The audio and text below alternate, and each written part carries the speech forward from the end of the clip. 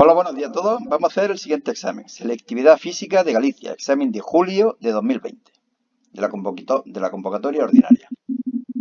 Bueno, leemos el primer ejercicio. Responde indicando y justificando la opción correcta. 1.1. Para escalar una montaña podemos seguir dos rutas, una de pendiente muy suave y otra con pendientes muy pronunciadas. El trabajo realizado por la fuerza gravitatoria sobre el cuerpo del montañero es A, mayor en la ruta de pendientes muy pronunciadas, B, mayor en la ruta de pendientes muy suaves, C, igual en ambas rutas. Bueno, la respuesta correcta es la C, una pregunta de teoría, la tenéis aquí explicada, aquí un pequeño gráfico, y luego lo he demostrado matemáticamente. ¿De acuerdo? Así que, si queréis, lo podéis leer con detenimiento y yo paso a explicar los problemas, ¿vale? Más tiempo para los problemas que para las preguntas de teoría.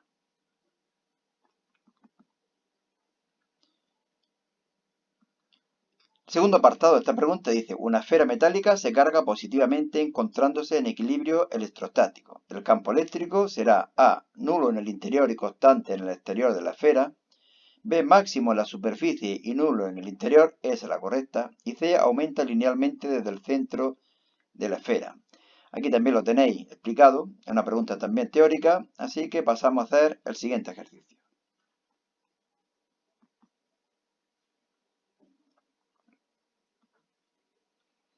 Recomendaros también que leáis este blog, aquí podéis encontrar en formato PDF los exámenes que estamos colgando en el canal. Segunda, responda indicando y justificando la opción correcta. Se sitúa un objeto a una distancia de 20 centímetros a la izquierda de una lente delgada convergente de distancia focal 10 centímetros. Fijaros que aquí estaría el foco y aquí tendríamos el objeto, ¿de acuerdo? Al doble de distancia de la lente. La imagen que se forma es de mayor tamaño real y derecha o de igual tamaño virtual e invertida o de igual tamaño real e invertida. Bueno, pues lo único que tenemos que hacer es hacer el problema gráficamente. El rayo horizontal que se desvía pasando por el foco de imagen y el rayo que pasa por el centro óptico que no se desvía. Fijaros que la imagen es invertida, real y parece que de un tamaño parecido al objeto. La verdad es que mediante un trazado de rayos muy complicado saber si es igual, mayor o menor. Pero fijaros que en la imagen nos están diciendo, o estamos comprobando que es invertida y real. ¿Dónde tenemos invertida y real? Pues solamente en la C. Así que tiene que ser la C, de un tamaño igual. ¿Qué vamos a hacer? Comprobarlo también analíticamente. Aquí lo tenemos. Sabéis las dos ecuaciones de la lente delgada.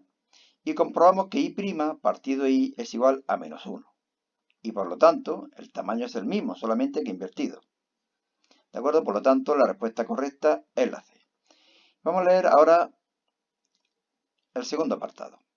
Un protón y una partícula alfa entran perpendicularmente en el seno de un campo magnético estacionario y uniforme de inducción B, describiendo trayectorias circulares de igual radio. El cociente entre la velocidad de las partículas alfa y beta, y del protón, mejor dicho, alfa y del protón, V sub alfa partido V sub P es igual a 0,5, 2 o 0,8. Bueno, vamos a resumir los datos que nos da el apartado. La masa de la partícula alfa es 4 veces la masa del protón, la carga de la partícula alfa es 2 veces la carga del protón y el radio del protón es igual al radio de la partícula alfa. Nos piden relación entre la partícula alfa y el protón.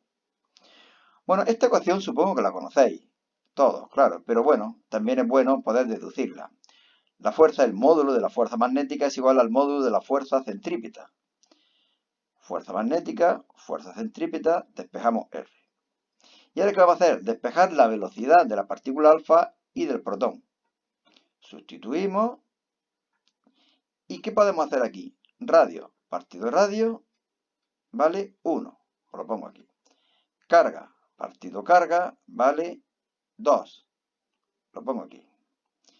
Masa del protón partido masa de la partícula alfa 0,25. Lo pongo aquí. Lo demás se iría, claro. ¿Y qué me queda? Que es 0,5 y por lo tanto la respuesta correcta es la A.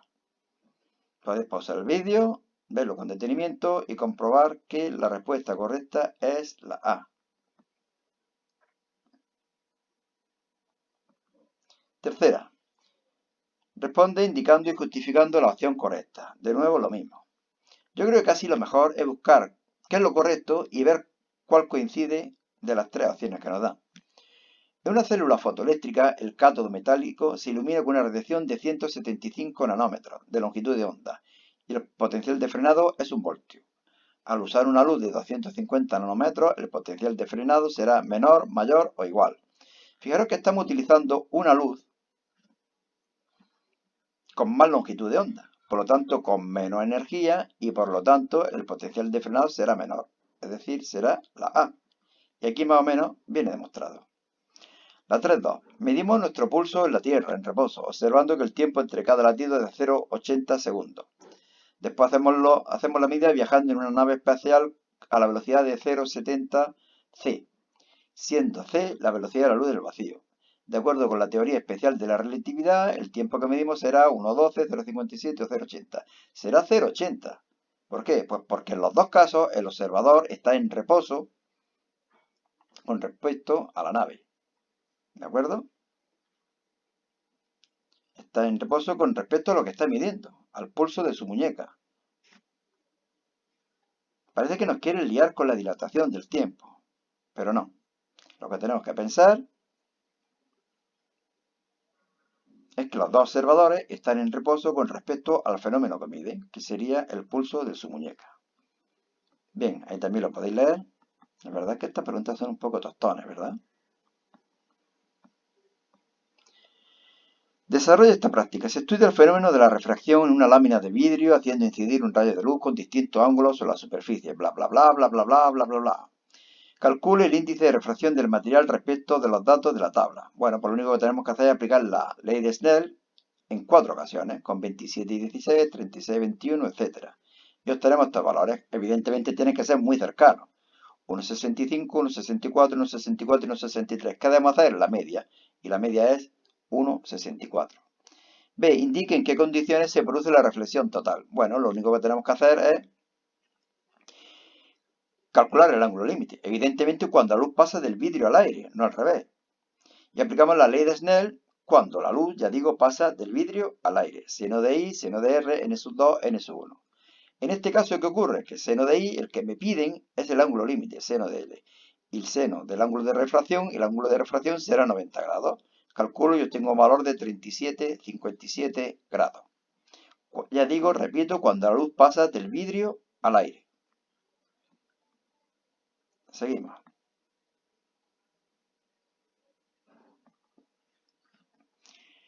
Resuelva este problema. Un meteorito de 150 kilogramos se acerca a la Tierra y alcanza una velocidad de 30 kilómetros por segundo cuando está a una altura sobre la superficie de la Tierra igual a 6 veces el radio de esta. Calcule su peso a esa altura.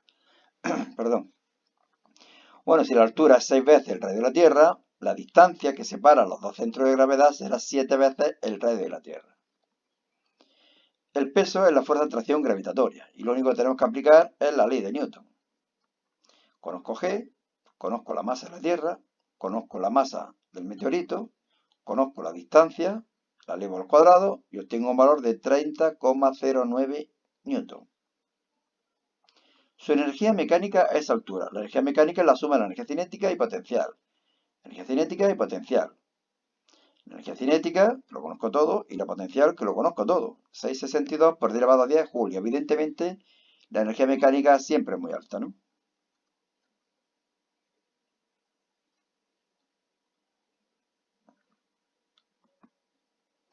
Pasamos a hacer el 6. Resuelve este problema. Un dipolo eléctrico es un sistema formado por dos cargas del mismo valor y de signo contrario, positivo y negativo. El valor absoluto es de 2 microcoulombios y están situados los puntos 0, 0 y 4, 0. Bueno, pues aquí suponemos que ponemos el positivo, aquí el negativo. Potencial eléctrico creado por el dipolo en el punto 2, 2, aquí. Evidentemente va a ser 0, puesto que la distancia es la misma, y esta es positiva y esta es negativa, pero de todos modos lo calculo. Y evidentemente obtengo 0 voltios. La aceleración que experimenta un protón situado en el punto medio del dipolo, es decir, aquí.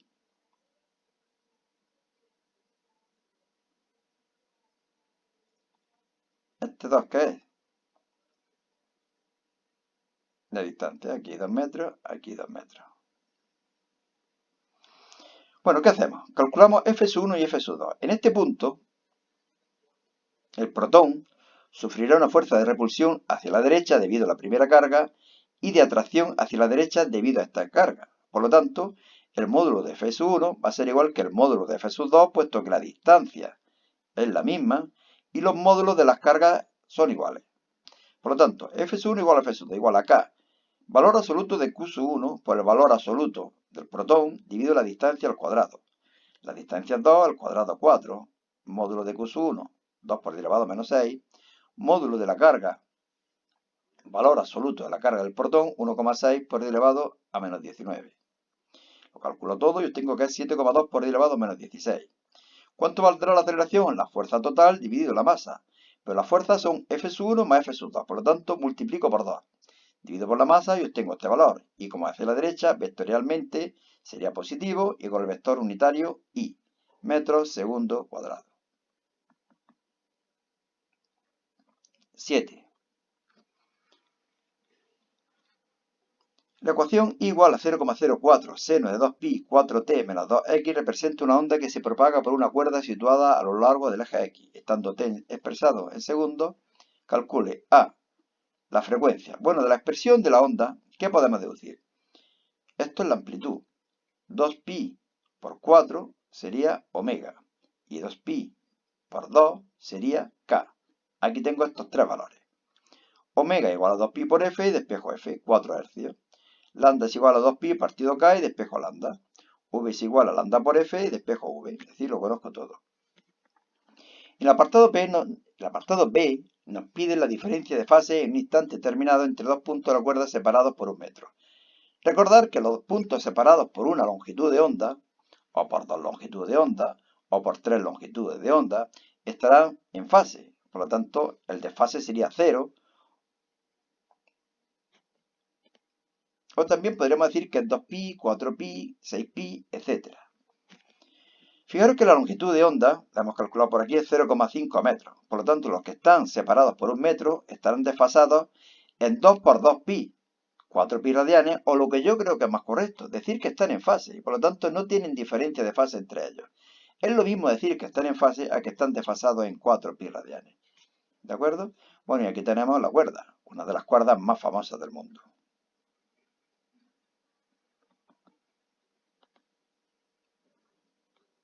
Pasamos a hacer el 8, que creo que es el último.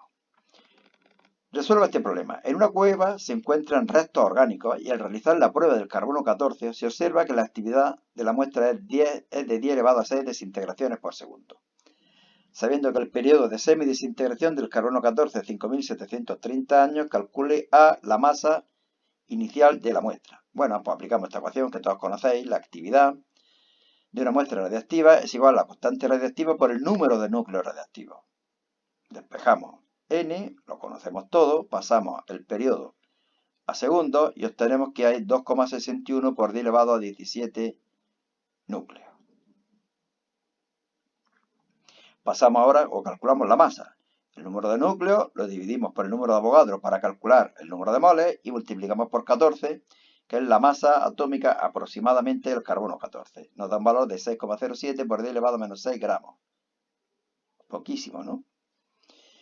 Bueno, y apartado B, la masa de la muestra cuando transcurran 4.000 años. Pues aquí aplicamos esta segunda ecuación de la radiactividad, todos la conocéis, de la ley radiactiva, m igual a m sub 0 elevado a menos lambda por t.